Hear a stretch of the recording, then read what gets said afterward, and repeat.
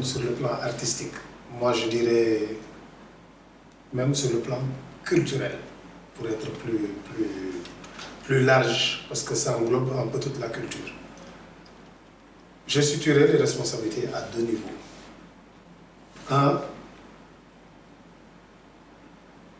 total manque de vision politique concernant la culture.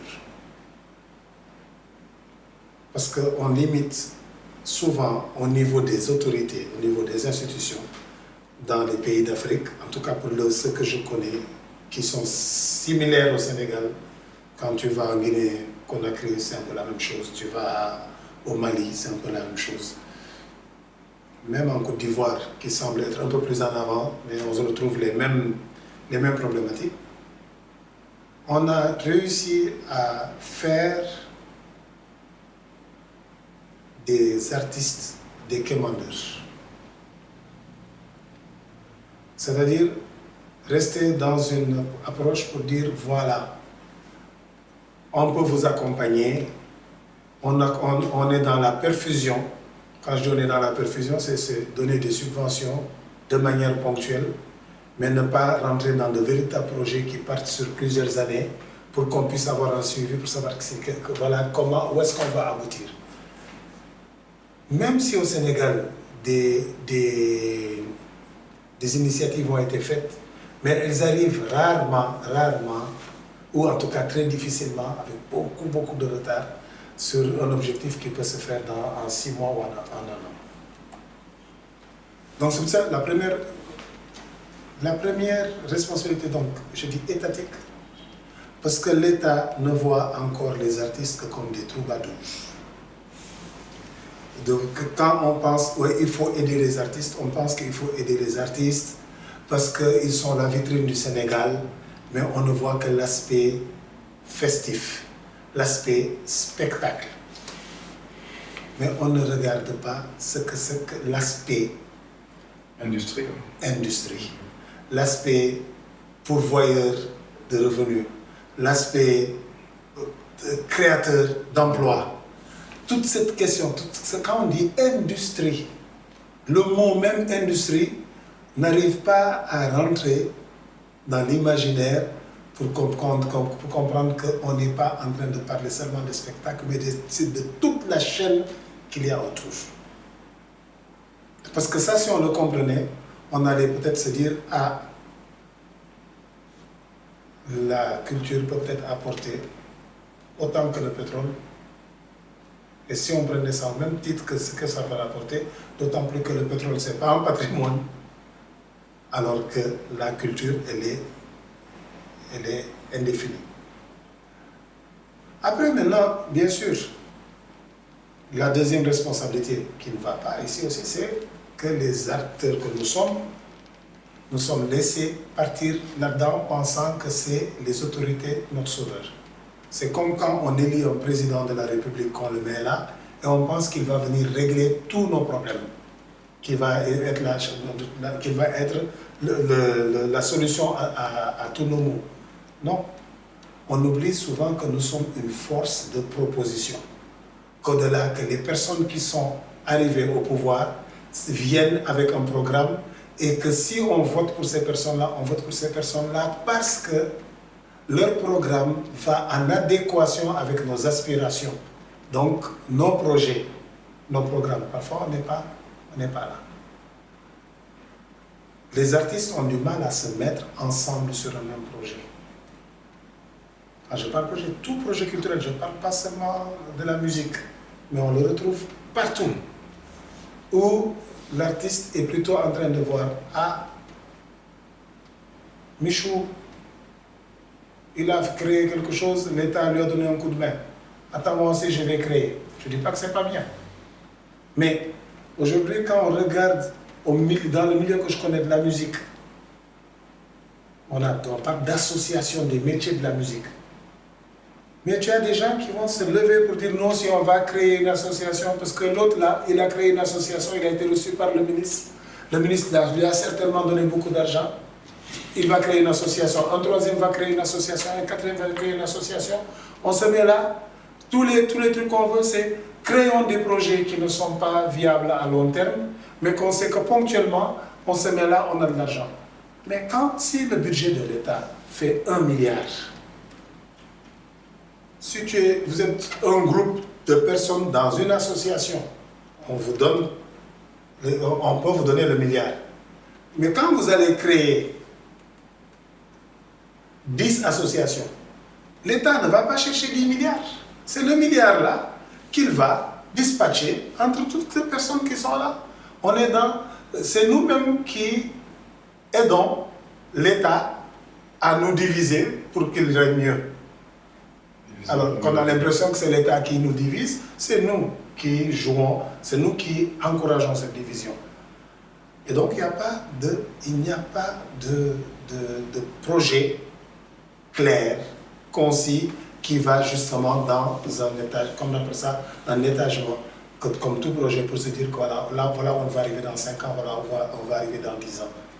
Et c'est ce qui explique. Ce qui explique cela. Moi, je pense que ce qui ne va pas, c'est à tous les niveaux, le niveau citoyen, le niveau aussi étatique. L'État doit accompagner les gens, mais donc pour moi, ne doit pas accompagner les gens dans l'aide continue de manière ponctuelle, mais aider à avoir un véritable projet qui fera en sorte que les acteurs finiront par être indépendants, finiront par être les vrais pourvoyeurs de richesse. Voilà ce que je pourrais dire sur cette question.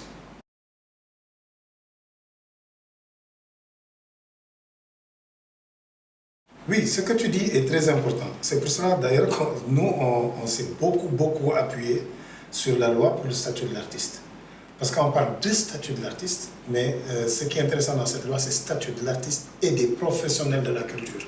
Donc ça veut dire qu'il touche toutes les couches de la culture. C'est d'avoir, comme tu l'as dit, une protection sociale. Quelqu'un qui travaille, qui n'est pas sûr que demain, s'il tombe malade, il est à l'abri du besoin, qui ne sait pas si demain il n'est plus là, est-ce que sa famille est à l'abri du besoin, ça pose un problème. Ça pose un problème qui est dans l'informel. On oublie qu'au Sénégal, on a plus de 77% de personnes qui travaillent dans l'informel. Et même certaines personnes qu'on pense être dans le formel, aujourd'hui, parlons un peu des acteurs culturels qui sont aujourd'hui salariés par l'État. Mais quand on regarde au fond, on a l'impression que c'est une masse. C'est une petite masse. C'est une petite minorité. C'est une minorité. C'est pour ça que j'appelle une petite masse. Une masse, c'est quand on parle aujourd'hui du théâtre national d'Enguel Sorano. Effectivement, d'Enguel Sorano, tout le monde est embauché. Les gens du ballet lyrique traditionnel, en fait, les différentes branches de Sorano, tout le monde est embauché. Les techniciens sont embauchés, les régisseurs sont embauchés. Ils ont droit, ils sont déclarés, ils ont droit à la cotisation sociale, droit à la caisse de sécurité sociale et droit à la retraite. Mais il y a beaucoup de gens qui ont cette illusion. Je parle de l'Orchestre national du Sénégal, par exemple, qui est là, où l'État, à travers le ministère de la Culture, n'a pendant plus de des dizaines d'années, n'a jamais versé les cotisations sociales de ces musiciens. On les connaît tous pour la plupart. Et aujourd'hui, leur contrat a été transformé en contrats spéciaux. On a quelqu'un comme Salou Diouf qui a joué avec nous, qui aujourd'hui est malade, qui aujourd'hui est à la retraite, parce qu'il a l'âge de la retraite, mais qui en ce moment-là ne touche rien parce que ses cotisations sociales n'ont pas été versées. Et des Sanou, il y en a beaucoup. Et beaucoup de ces acteurs qui travaillent dans ces lieux sont tous sous des contrats à durée limitée et qui est renouvelé à outrance. C'est autant de choses qu'il faut voir. Donc si l'État lui-même n'est pas en mesure de donner l'exemple, c'est clair que ceux qui sont derrière vont se dire, tu trouveras même des gens qui vont dire, quand l'État fera, moi je ferai. C'est la même chose qu'elle a eu pour les droits d'auteur. Quand les radiodiffuseurs ont compris qu'à un moment donné, la RTS ne payait pas ce qu'il fallait à la SODAV, je dis pourquoi nous on va payer alors que l'État ne paye pas. C'est autant de choses qu'il faut revoir. Les nouvelles autorités en ont parlé, que comme quoi qu'ils sont venus pour la rupture, pour changer le système. Mais c'est tous ces mots-là qu'il faut pointer du doigt. On ne pourra pas travailler avec quelqu'un qui n'a pas la santé, quelqu'un qui n'est pas sûr que demain, qu'il n'est pas un poids pour la société quand il ne peut plus travailler. Et malheureusement, on parle de la culture. Mais c'est tout le Sénégal, quand on te dit, il n'y a pas 100 entreprises qui payent régulièrement ses impôts et qui payent régulièrement Ces cotisations ses sociales. cotisations sociales. C'est un cas. Oui, les gens ne sont pas à l'abri. Voilà. Nous, ce qu'on est en train de développer, c'est simplement ça, c'est-à-dire dans le statut de l'artiste, c'est comment on fait pour trouver un système qui pourra peut-être être répercuté pour les autres corps d'informels, trouver un système qui fait qu'aujourd'hui, on sait qui est employeur, on sait qui est employé. Même la personne qui te fait jouer dans un hôtel, au moment où il te fait jouer dans un hôtel, c'est lui l'employeur. Comment faire pour que sur une plateforme qui est reliée au niveau des caisses de prévoyance sociale, que avant que tu joues, c'est déclaré sur la plateforme. Quand tu as fini de jouer, on te donne ton argent ou on a coupé à la source ta cotisation pour la sécurité sociale, on a coupé à la source ta cotisation pour la retraite. Donc là, au moins, la loi te protège même contre toi-même. Parce que si on laisse aux gens le soin de vouloir déclarer par eux-mêmes, ils trouveront toujours un prétexte pour différer. Parce qu'ils n'ont pas payé X, ils n'ont pas payé Y. Alors que toi, dès l'instant où tu es inscrit à la caisse de sécurité sociale et que tu tombes malade, à l'instant où tu tombes malade, même si c'est au premier jour de ton travail, tu es pris en charge. Ta famille est couverte. Ça, c'est le problème de base.